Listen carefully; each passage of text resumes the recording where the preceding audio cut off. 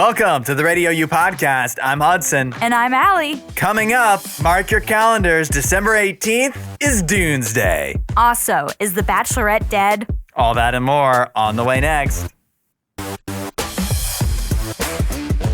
In today's In Space Update, we're changing things up, Hudson. Changing things up? Yeah. We've done a lot of In Space Updates scaring people about asteroids. Yeah. Making people worry about the negative effects of an asteroid colliding with Earth. Yeah. We just possibly experienced something very close to that. Yeah. It seemed like. A meteor coming down. Well, asteroids typically bigger than meteors, but there's a lot of worry about an asteroid colliding with Earth and whatnot. Mm-hmm. But today's story is a hopeful one about asteroids. All right. What can asteroids do for you? Yes, exactly. This is the question that a new NASA-backed startup is asking called TransAstra. There's been theories, I don't know if this has been tested, but there's been theories out there about what if we could mine asteroids? Yeah. Isn't that Armageddon? Yeah, right. They're rich with some type of, resources. Sure. Theoretically. So, natural resources. So it would That's actually also Don't Look Up. Yeah. So it would be cool if we could mine asteroids and kind of grab some of those natural resources for us. I mean, if they're going to hit us, might as well get some stuff out of it. Yeah, that's right. Make them pay. Yeah. So it feels a little bit like Squid Game or something. But yes, so there is a plan to do this, or at least some attempts to try and do this. But I don't know if it's been successful yet.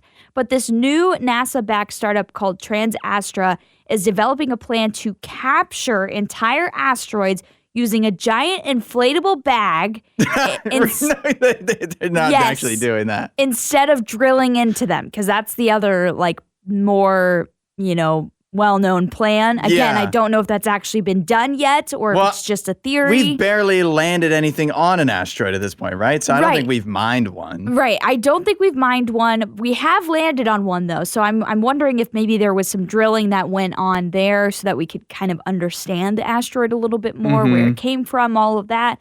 And I think that's mainly what this would be for, is just to kind of study the asteroids, less for, actually getting resources that we can use back on Earth. Yeah, sure it is. Yeah, but I would imagine eventually that would be the hope. But yeah, the concept involves enclosing a small asteroid in a bag and then moving it into a stable orbit near Earth where it can be mined more easily. So they have more time. They don't need to worry about it, going off in some direction very far from where we are. And so it aims to simplify asteroid mining by avoiding the complex landing and drilling process that has previously thought to be required. So how much drugs was the person on that came up with this idea? I have no idea. This is all completely experimental. Hey, man. Asteroids are far away and moving fast and stuff and start to land on.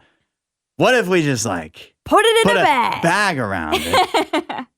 Just the same way, when a dog goes to the bathroom, I pick it up in a bag. What if then that transports the poop?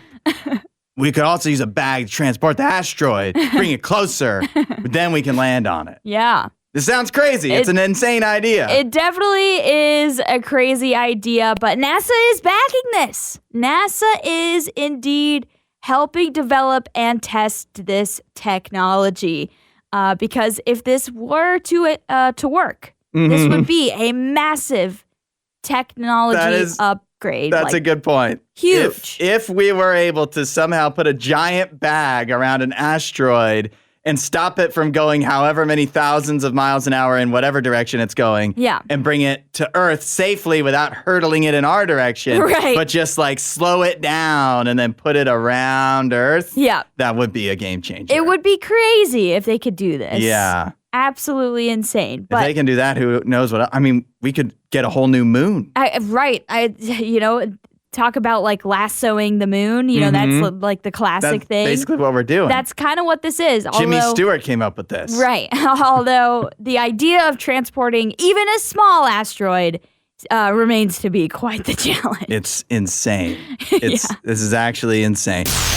Coming up on December 18th, it's going to be a big day.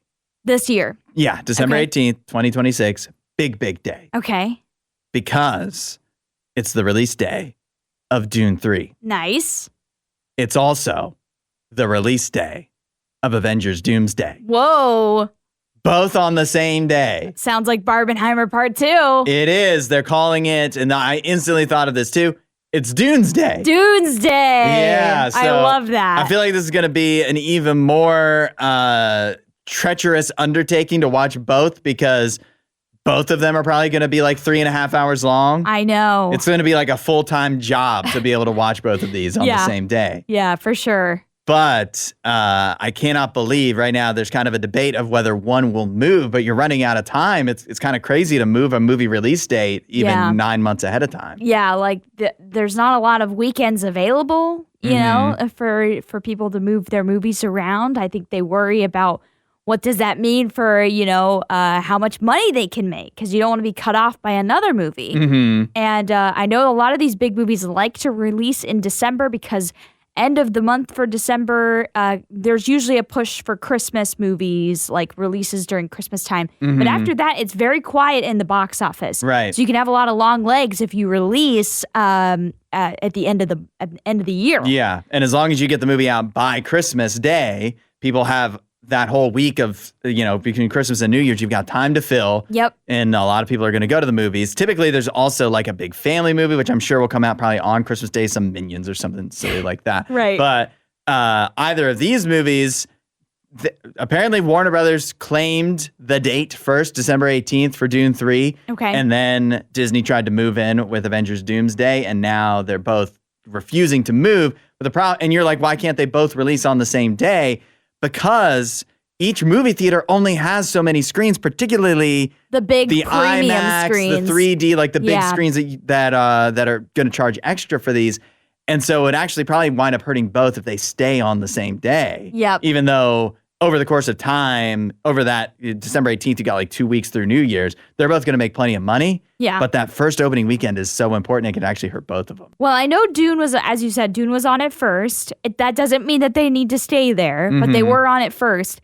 And Avengers Doomsday, if I remember correctly, that was delayed, right? Oh, yeah, definitely. They were going to release it in like the summer of this year, and then they delayed it to December. So that movie has moved around a couple times now for its release date. I'll be interested to see if somebody moves or if they decide to make it a Barbenheimer Part 2, aka Doomsday. My thinking is Dune is the more likely of the two to move. Okay. Just because Disney feels stronger and more powerful. Like Warner Brothers is literally getting sold right now. So I feel like they could more possibly get pushed around. It's kind of in a flux time. Was Oppenheimer and Barbie, were they both Warner Brothers movies? No, they wouldn't do that. Okay, Warner Brothers was Universal. Oppenheimer was Universal. That's right. Because for the longest time, Christopher Nolan worked with Warner Brothers, but he's recently switched to Universal because I think Odyssey is also going to be Universal, and that comes out this year too. So big year for movies over here. But I'll be interested to see if one of these moves. Well, here's the question: who's going to budge? If you could only see one, which one would you pick? Oh, I would 100% pick Avengers. Oh, that's crazy. I would pick Dune. Really? Yeah.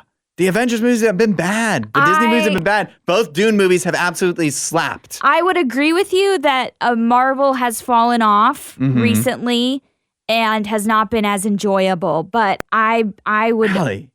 You wouldn't even know what's going on. You haven't even... Well, I guess you wouldn't know what's going on with either. You aren't caught up. Yeah, I was going to say, I have not watched Dune Part 2. It would be dishonest if I chose Dune Part 3 as the movie that I was But you going to haven't watch. seen the Fantastic Four, which is integral to Doomsday. I don't care. I'm not watching Fantastic Four. They'll speed me up. They know people haven't watched those movies. You hate movies. They know people have not watched them. 8772 Radio, you let us know which one you would watch and send your birthday wishes. This is a crazy story from Florida. Florida woman is at it again. Oh, no. A Tallahassee hospital has sued one of their patients because she refuses to leave the hospital. Oh, no. 8772 Radio U. This woman has not left her hospital room since she was discharged in October of last year. She's just been squatting in her hospital room refusing to leave. What? Yeah, and they can't get her to go, so now they have to, they filed an injunction ordering the patient to vacate the hospital and possibly authorizing the county sheriff's office to assist if necessary. They're going to drag a woman kicking and screaming out of a hospital. I think that's the only way you're going to get her out. Apparently. I don't think they're going to be able to convince her to leave peacefully. Yeah, she's found a good spot to kick it, I guess. I guess. Like, does she not have a home? Like, she does have a home. It's this hospital. Was she homeless before? Like, we don't know anything. We don't know anything about the patient because obviously, I'm sure, like, there's for medical reasons that's private. Yeah. We don't know what she was being treated for. Right. We don't know her name. We really actually don't know much about this woman at all, except that she could have left the hospital in October. But she didn't. And she won't. She didn't and she won't. Yes. Interesting. But, I mean, you have to assume, right, that they're not caring for her anymore. No, I'm like, so how is she getting food? Yeah, like, is she even able, like, does her room have, like, a bathroom, like a shower? Like, I would think so, right? Bathroom, shower, TV. I would hope that's, like, available, but not every hospital has that, And so, yeah, I don't know. But this is crazy. I mean, and you have to think, if she has been squatting there since October, that means I would possibly for like some period after that she had been discharged, she might have been able to come and go before maybe somebody was like, hey, don't let this woman back in the hospital. But if she left the room, they wouldn't let her. They would be like, don't let this person back in. They have security at hospitals usually. Yeah. So they wouldn't let her back in. So that means she's literally probably not left this room for 5 months. Yeah. That's crazy. You gotta respect it in a way. Yeah. And also like that's just a lot to go through. Hospitals have staff. They've got, obviously nurses and doctors, but they also have housekeeping. They've got people that clean the rooms and sanitize the rooms. So has the room just been like left to, get dirtier and dirtier and dirtier? Maybe she's been cleaning it. Maybe, but like, is she doesn't want to live in filth. Is she able to access cleaning supplies if she's not leaving? Like, how is she doing this? It's giving the Terminal vibes, like, from like Tom Hanks. Like just living in an airport because you have nowhere else to go. Right. So, very, very weird. Yeah, I'm assuming that this story is probably about to end and they're going to just get the sheriff's office to come out and, literally if they have to, drag her kicking and screaming, which would be, I'd love to see that body cam footage of how this is going down. I think all body cam footage eventually becomes public, so you could probably find it. Yeah, but you know what? You can be mad at her for doing this, but at the end of the day, she's had 5 months of free lodging. Yeah. So if there's no like legal course to like punish somebody for doing this, people are gonna start doing this all the time. Yeah, but you think she's had to not leave a hospital without being able to get food easily herself? I think this sounds miserable. Yeah, I don't think they are. Have you been following along with this Bachelorette drama? I haven't. It all came to a head now. Yeah, I just saw these articles this morning with you putting them in show prep. I was really kind of boycotting this season of The Bachelorette. Because Did you ever watch any other seasons? I did. Really? I love reality TV show, particularly the dating shows, as we know. And I always loved watching The Bachelor and The Bachelorette. That's really what started it off for me. Okay. Way back. Long time ago, because that show's been on forever. Particularly The Bachelor, but The Bachelorette started a while ago too. But yeah, ever since they announced this new Bachelorette, I was like, I'm out, because this was the first time, I think, that they had done something where they pulled somebody that was not related to the show ever. Because what they've previously done is they would always pick like a runner-up or somebody that had been on a previous season. Yeah, one that had been on The Bachelor. Yeah. It would be a gal from The Bachelor. And they wanted to give her a chance of finding love. Yeah. And this was obviously a play at we want views and our show is failing. And so we're trying to pull somebody from another popular reality show. It was going to be a season like you've never seen before. Apparently. And now it will never be a season like you've never seen before. Because we're not going to see it. Yeah, now there's nothing to boycott, Allie. Taylor Frankie Paul was going to be the Bachelorette in the upcoming season. There was tons of promotion. I mean, it was going to be huge. It's already been filmed. All of it's already done. It was supposed to premiere this weekend. ABC has now abruptly canceled it because a video has come out of Taylor Frankie Paul, an aggravated assault on Dakota Mortensen from years ago. This happened years ago. There's also a kid. I don't know the backstory, but like there's a child there in the video. Yeah. Is that her child? I'm assuming. Either way, it's a child that gets also hit. It's not like she's attacking the child. Yeah. I think that should probably be definitely distinguished. Taylor Frankie Paul is throwing an absolute temper tantrum, throwing actual like chairs and bar stools at this guy. Yep. And a kid happens to get hit as well, but it's troubling either way. Yes. But here's what's crazy to me. She pleaded guilty to this in 2023. And only now that the video has come out is like, oh, we can't have a show with her. And like, also, what? First of all, this footage did not just come out. I saw this footage when it first happened. In what, 2023? Yes, because she was big on social media at the time. Mm-hmm. The show Secret Lives of Mormon Wives, which is what she's from, kind of what she's well known for now, that had not aired yet. But a big part of why that show became hugely popular was because she was already wrapped up in so much controversy and scandal because she's crazy. She's a psycho. Yeah. And if you watch this video, you can see why. So this video's been out for years. As I said, with body cam footage becomes public quite quickly. And people post this stuff on YouTube, particularly if it's involving somebody that has some amount of fame. They're going to post it and share it. And I remember this being shared years ago when it first happened. And so I was shocked when she was even put on that show for the Secret Lives of Mormon Wives, because I don't even think she's Mormon anymore.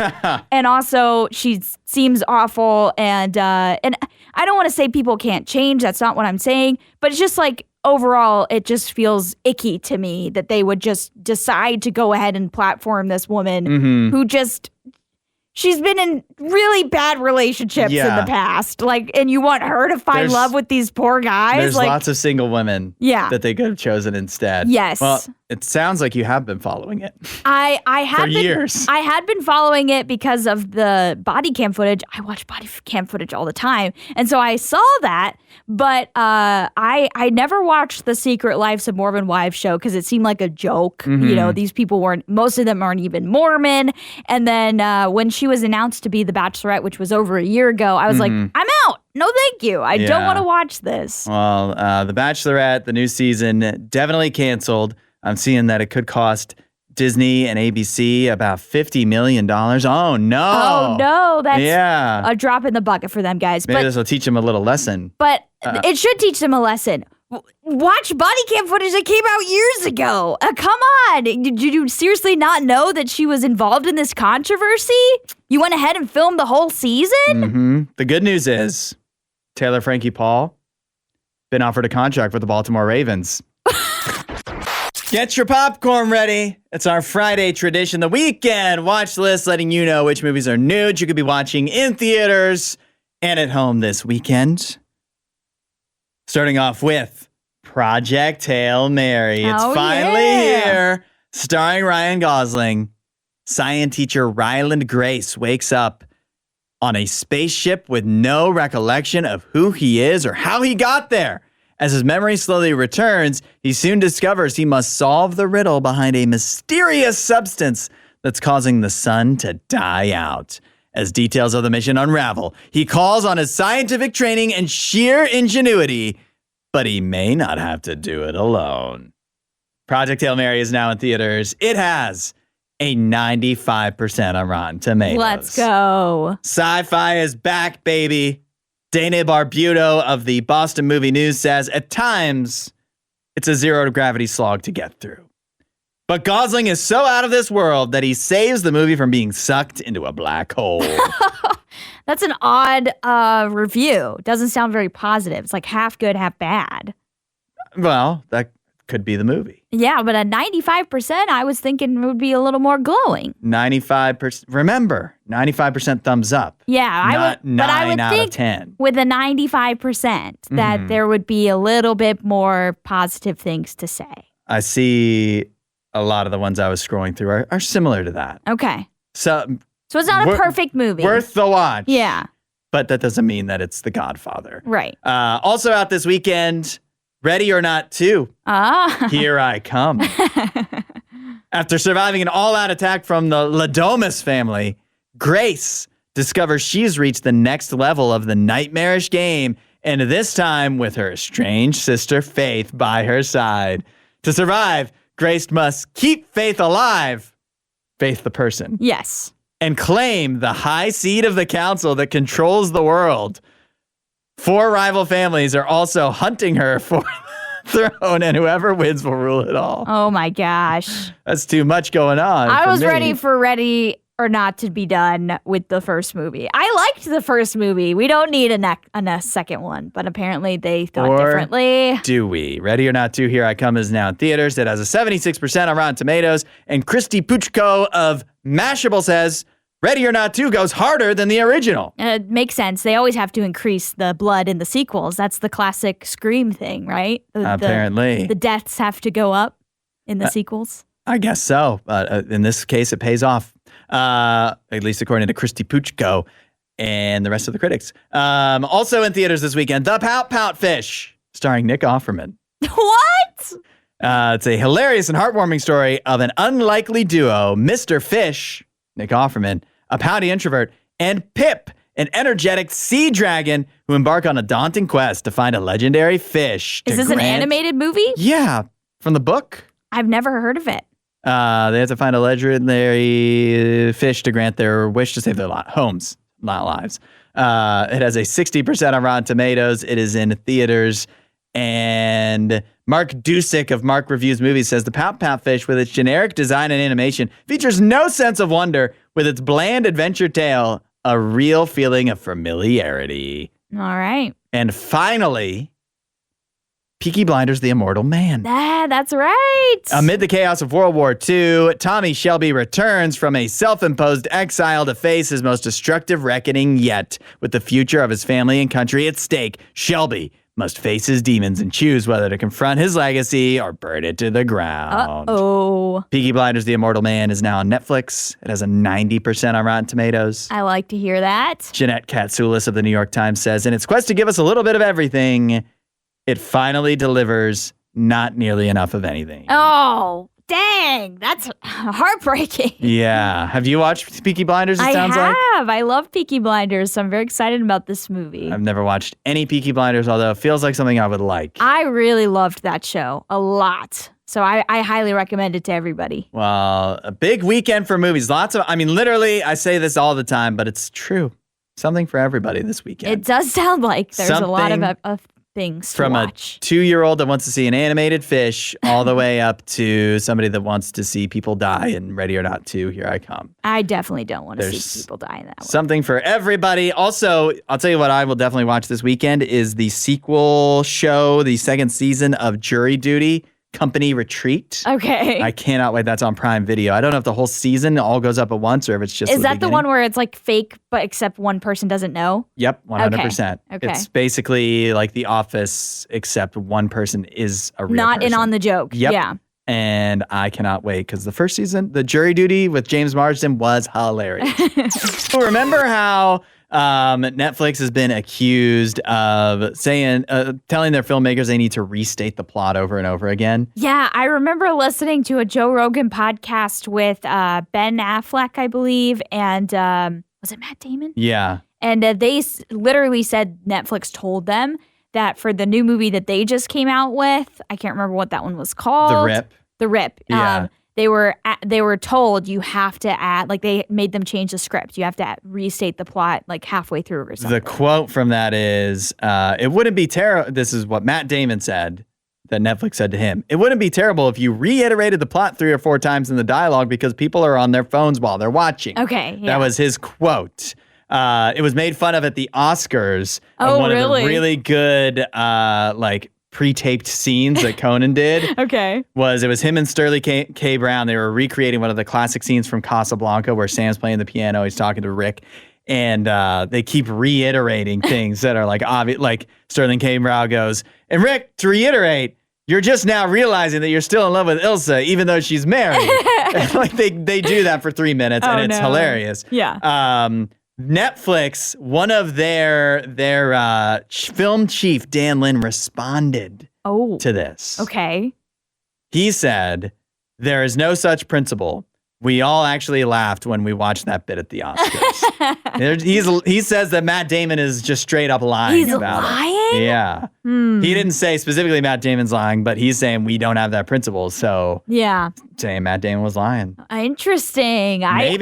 Maybe, have we thought about this? Maybe the rip was just way too complicated. Yeah, you had to reiterate it. To restate it because nobody could follow along. I haven't watched it, so I don't know. But I feel like I have heard it from other people, not just Matt Damon and Ben Affleck. Mm-hmm. Other people claiming that Netflix would make them do something like that with their show or with their movie. Yeah. So I think it's a long-standing claim. And maybe not this particular executive was saying this. Mm-hmm. It could be lower down the rankings that people were telling them to do that. Yeah. Maybe it's more in the writing room. I remember people, particularly because there was a lot of complaints about Stranger Things 5, but this was one of them, is that it was too, where they keep reiterating everything. Yeah. But it's funny that we were just talking about this yesterday off the air. And I told you, what did I say? I said, I don't think it's a big deal. Okay. I don't know why people hate that Netflix does this. Because 1, everybody is watching on their phone. Yeah. 2, almost every TV show that's ever been on TV has done this. Yeah. They reiterate the plot because why? They come back from commercial breaks. Right. What does Netflix have now? Commercial breaks. You have to regain, not only are you interrupting their attention with commercials, their attention is interrupted by their phones. You do need to reiterate stuff.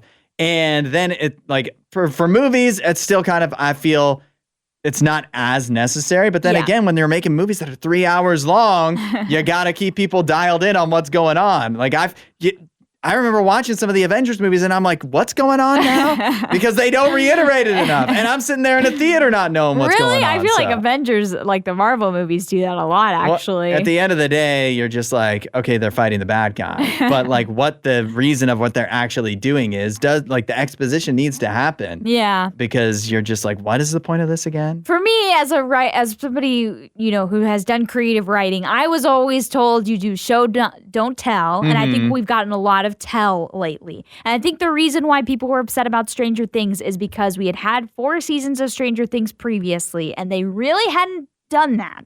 They hadn't done a lot of that exposition, over-explaining everything and reiterating as much. And so I think that was the main complaint. But I definitely understand what you're saying. A lot of shows do it, and a lot of shows need to do it. But I think if we draw the line between shows and movies, I'm okay with that if we don't have it in movies. Netflix or Stranger Things is hard to tell because it was kind of a show of movies. It really was. But like I said, they didn't really do it before season 5. So it was a change. But they didn't have commercials before season 5. Maybe. I don't remember when Netflix started that. On the menu today is the brand new Chick-fil-a Jalapeno Ranch Club. I think that's what you're going for. Yeah. This chorus of angels sings some kind of way as you open it up to mostly see bun, but there is some lettuce there. This is the newest sandwich at Chick-fil-A. Yes. That after getting, we realized you have to build it yourself. Yeah, there was no sauce on it. They give you packets of jalapeno ranch sauce, which I think is new at Chick-fil-A, right? Yeah, that's what makes this new. Yeah, but we looked at the sandwich and noticed that actually there's no sauce on it, so you have to sauce it yourself. I've never gotten a Chick-fil-A sandwich.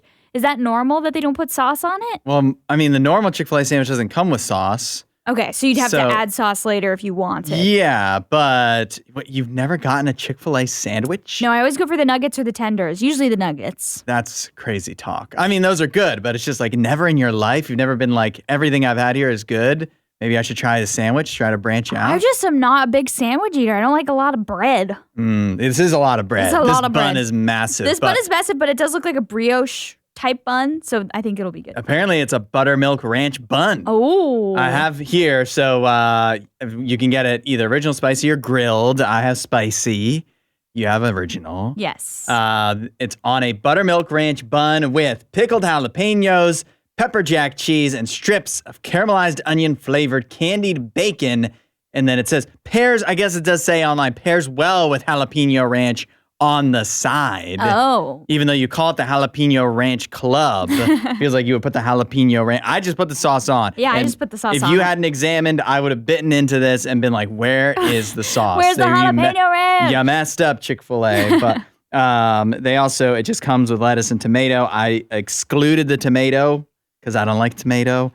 But I'm looking forward to this. I just don't know how it could possibly be terrible. I don't know how to attack this. It's so big. It is. There's so much to it. It's so much bigger than the Big Arch burger we just tried from McDonald's. All right, it's closer to my mouth, so I'm going Yes, you first. go ahead and take a bite because I literally do. I'm not joking. I literally don't know how to attack it. It's so massive. Also, are these jalapeno peppers right here? At the bottom, yeah. Yeah, okay. Pickled jalapenos. So it does have jalapeno peppers on it. It just doesn't have... It didn't have the sauce on it. It is so big that I just feel like my one bite was not enough to get every single ingredient. But that said, I definitely got bacon. Obviously I got bun, lettuce, cheese, and chicken. It's the sauce and the jalapenos that I don't know if I actually got a really good bite of those or not first time around. But, it's definitely got some spice to it. It's got some spice. But I also had the spicy sandwich. Yeah, you have the spicy, because that makes the chicken spicy, right? Yeah, what you right. have. I definitely got some jalapeno, the sauce, and the actual jalapeno pepper. Mm-hmm. A little bit of the bacon, but it is very good. I love this. It's definitely good. You know what I want to do? I always like to, unless it's something just absolutely horrible, I like to get the sandwich the way it comes because I just feel like, it's what Dan, Kathy, or whoever it is intended. Oh, just eat the chicken patty? No. But I don't want lettuce on it. I don't want lettuce. If I went to Popeyes, they don't put lettuce on their sandwich, and I appreciate that. It just kind of detracts to me. You just hate vegetables. I don't hate them. I just don't see the necessity or the fun. Like it's a food fight. We're having fun. Vegetables aren't fun. Lettuce isn't fun. I like the lettuce. I thought the lettuce tastes very good. There's a difference between good lettuce and bad lettuce. Oh, it's so much better that way. Now I'm enjoying it. Before it was like... Vegetables are Hudson's kryptonite, guys. If vegetables are nearby, Hudson's energy starts to seep away. He no longer has joy. I can feel like they do take joy away. That takes all the joy from him. Let's take I'm the fun complete sandwich. Opposite. Take the fun sandwich and add something that doesn't really taste good, doesn't feel good in your mouth. I feel like lettuce is usually a staple on like hamburgers and cheeseburgers. I know, and I take it off. I don't ask for it. Okay. What do people say? They say, I ordered a burger, not a salad. If I wanted a salad, then I'd get lettuce. I've never heard that, but okay. Definitely better without the lettuce. It's spicy, but I don't know if it's coming from the sauce. I did try the sauce because it got on my fingers when I had to make the sandwich myself. You did not have to make it. It's not super spicy. Yeah. The sandwich or the sauce itself. No. It has got the jalapeno flavor. No, the ranch will cut through. The ranch isn't going to make it super spicy, which I am okay with because I don't have the best of spice tolerance. So this is like perfect for me. But I thought it was very good. At the end of the day, I don't think, and obviously it's more expensive than just getting like a regular Chick-fil-A sandwich. I don't think it's better than a regular Chick-fil-A sandwich for how much extra you may be paying.